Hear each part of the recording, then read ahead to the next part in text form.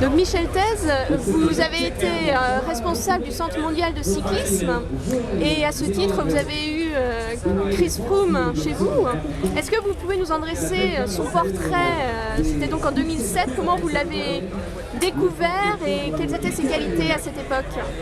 Le souvenir, ce qui me marque le plus dans ce que je retiens de Chris Froome, c'était d'abord un garçon avec des qualités physiques et physiologiques importantes, donc ce qu'il faut pour réussir en cyclisme, et puis aussi un garçon d'une grande gentillesse et qui avait une grosse volonté de réussir dans le cyclisme, et ça se confirme aujourd'hui. Et alors de le voir aux avant-postes sur le Tour, avec une telle facilité jusqu'alors, est-ce que ça vous surprend? Est-ce que vous trouvez sa progression étonnante ou au contraire tout à fait linéaire?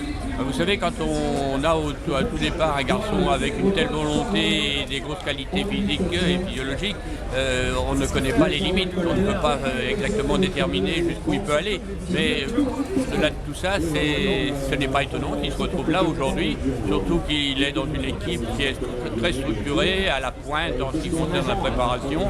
Donc non, ce n'est pas étonnant. Et lorsqu'il est arrivé, je crois qu'il avait aussi des qualités déjà plutôt hors du commun. Oui, il avait des qualités physiques, surtout physiologiques. Et il lui manquait beaucoup les gestes techniques lui manquaient beaucoup, mais il a progressé donc, depuis qu'il est chez les professionnels.